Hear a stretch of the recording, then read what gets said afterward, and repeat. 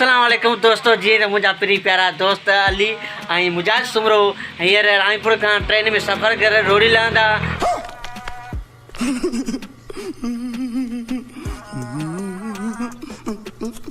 Enjoy कंदा। उन अलावा सही तव्हां सां गॾु मोहबत जा जे मंज़र हूंदा तव्हां पेश कंदा ऐं इंशाल्लाह हे बि अॼु वञनि पिया। इंशाल्लाह मुंहिंजो टाइम बि ईंदो, असांजी शरत बि हूंदी, असां बि घुमंदासीं फिरंदासीं। हे ॾींहं जेके आहिनि हे ॾाढी पुटण वारा शइ पर लहण वारा इहे इंजॉय वारा ॾींहं आहिनि ऐं घुमण फिरण वारा ॾींहं आहिनि।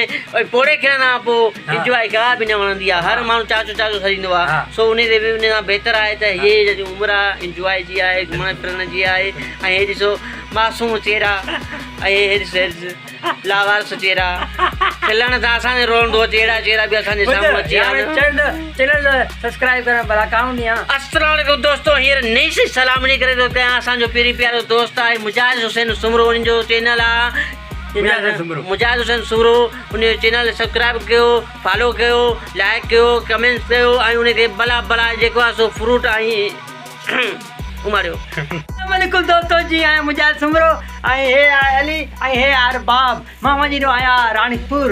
उतो असां सफ़र कंदा ज़िंदगी पहिरियों चकर ट्रेन जो। तव्हां कॾहिं ट्रेन में वेठा आहियो न? त पोइ अॼु ॾिसी असां ट्रेन में कीअं आहियूं। मुंहिंजो दोस्त आहे सलमान खान।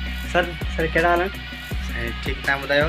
सर हीअ मुंहिंजी हिकिड़ी फिल्म उहो सिंधी सलमान खान में तमामु बहितरीनु हेड़ी जी एक्टिंग कई। अॼु बि असां खोड़ सारा टिप ठाहींदासीं ऐं हुते रील्स ठाहींदासीं।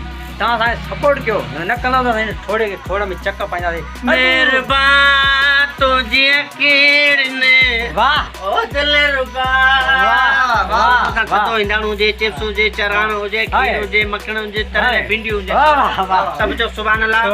हलवे जी भित हुजे, सईं जी चित हुजे, उन जे मथां मखण जा लेपा हुजे। वाह वाह वाह बतरा बोलियो वाह।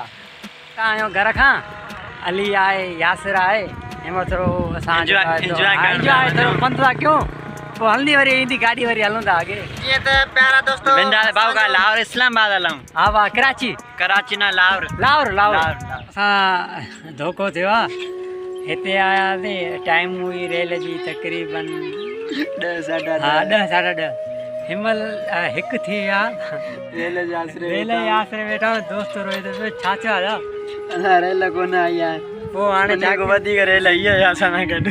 तो हे असांखे चयो फाइनली दोस्त असां वापसी थींदासीं पंहिंजे घोट तरफ़, छो त रेल जी टाइमिंग ख़राबु हुई ऐं असांखे टिकट न मिली सघी ऐं ट्रेन न अची सघी। असां वापसी थियासीं पंहिंजे घोट तरफ़। ठीक है दोस्तों, गुड बाय। वीडियो से हमारा मुलाकात थी। इसी के साथ आज की मजदूरी यहीं खत्म करते हैं। अगर तुम्हें वीडियो पसंद आई तो लाइक मारो यार। मुझे नहीं पता, मुझे 2 मिलियन लाइक्स चाहिए, कैसे ना कैसे करके मुझे चाहिए।